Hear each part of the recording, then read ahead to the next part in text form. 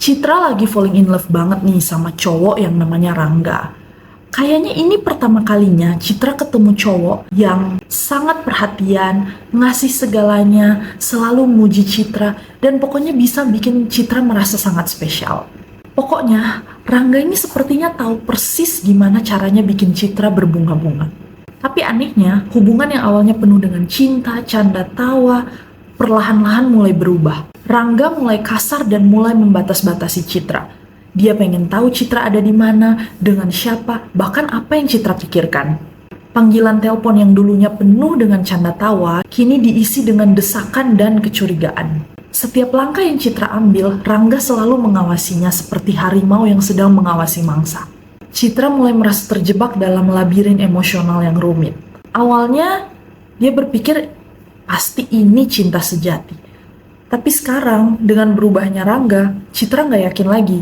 Apakah ini benar-benar cinta? Ataukah ini hanya sebuah ilusi yang diciptakan oleh Rangga untuk menguasai dan mengendalikannya? Hai teman-teman semua, selamat datang di The Brain Behind bersama aku, Miss Shadow.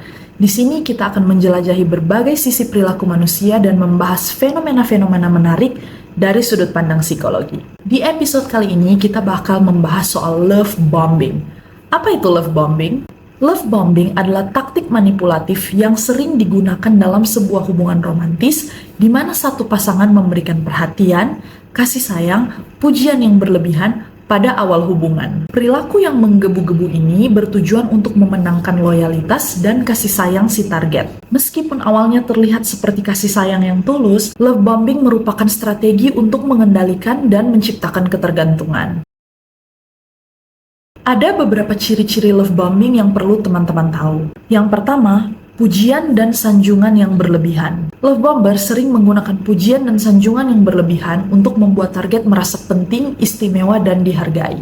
Yang kedua, menampilkan kasih sayang yang mencolok. Artinya, love bomber sering melakukan gestur romantis yang besar, seperti hadiah yang mahal, tiba-tiba diajak liburan ke tempat yang mewah, atau bahkan pernyataan cinta yang terus-menerus. Tapi hati-hati, taktik ini digunakan oleh love bomber untuk membuat target merasa berhutang budi. Yang ketiga, perjalanan hubungan yang cepat. Love bomber menggunakan taktik ini untuk cepat-cepat ngajak tunangan, ngajak nikah, tapi tujuannya untuk membuat target merasa terhanyut dan akhirnya kurang mampu untuk mengevaluasi hubungan dan keadaan secara objektif. Yang keempat, komunikasi yang konstan. Love bomber cenderung ingin mempertahankan komunikasi yang terus-menerus, jadi terus-terusan chat-chatan, terus-terusan teleponan, terus-terusan ngirim pesan lewat sosial media. Tapi tujuan dari serangan ini adalah untuk membuat target selalu merasa terhubung dan mengurangi waktu serta energi target untuk beraktivitas dan menjalin hubungan di tempat lain. Yang kelima, menciptakan ketergantungan. Dengan memonopoli waktu dan perhatian target, love bomber menciptakan suatu ketergantungan. Target mulai bergantung pada love bomber untuk dukungan emosional dan validasi.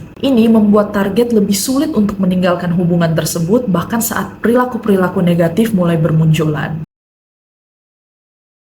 Lalu, apa sebenarnya motivasi psikologis dari seorang love bomber? Tujuan utama dari love bombing adalah kontrol. Dengan menciptakan rasa ketergantungan, love bomber dapat memanipulasi target untuk memenuhi kebutuhan mereka sendiri. Yang kedua, supply narcissistic. Love bombing sering dikaitkan dengan narcissistic personality disorder atau NPD. Individu dengan NPD biasanya menggunakan hubungan untuk memperkuat harga diri mereka karena mereka membutuhkan kekaguman serta perhatian dari orang lain yang konstan yang dikenal sebagai narcissistic supply. Yang ketiga, takut ditolak. Beberapa love bomber memiliki rasa takut akan penolakan. Mereka akan berusaha keras untuk menghindari penolakan yang mereka bayangkan. Namun upaya mereka ini seringkali berkelanjutan dan malah berubah menjadi perilaku controlling setelah fase awal itu berakhir. Terus, apa dampaknya pada target?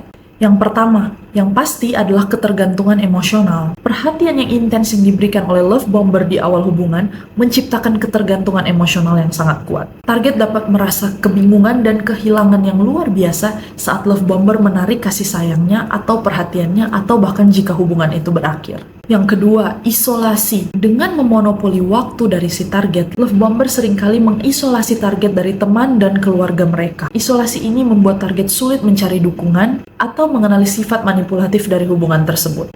Yang ketiga, emosi yang tidak stabil. Target akan sering mengalami emotional roller coaster dan dibuat kebingungan dengan perilaku love bomber yang memberikan kasih sayang dan perhatian yang intens, diikuti dengan kritik bahkan luapan amarahnya. Ketidakstabilan ini dapat menyebabkan kecemasan dan kelelahan emosional.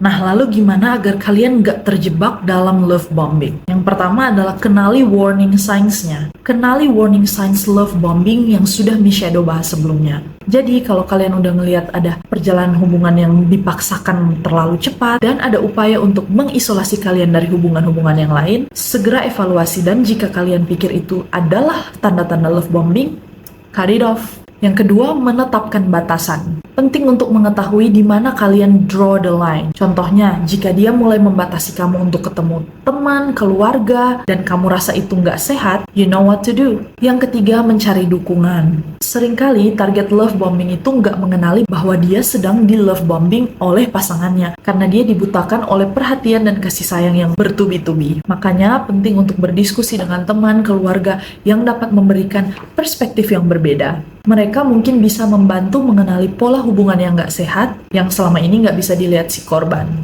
Kesimpulannya teman-teman, love bombing adalah taktik manipulatif yang digunakan oleh seseorang untuk mengendalikan dan menciptakan ketergantungan dalam sebuah hubungan. Tujuan Miss Shadow bikin video ini agar dapat membantu kalian memahami karakteristik dan motivasi love bomber, sehingga memungkinkan terciptanya hubungan yang lebih sehat dan seimbang. Oke teman-teman semua, terima kasih udah join obrolan Miss Shadow kali ini. Please jangan lupa untuk komen, like, dan subscribe agar kalian gak ketinggalan obrolan-obrolan psikologi menarik lainnya. Sampai jumpa di video selanjutnya. Bye-bye!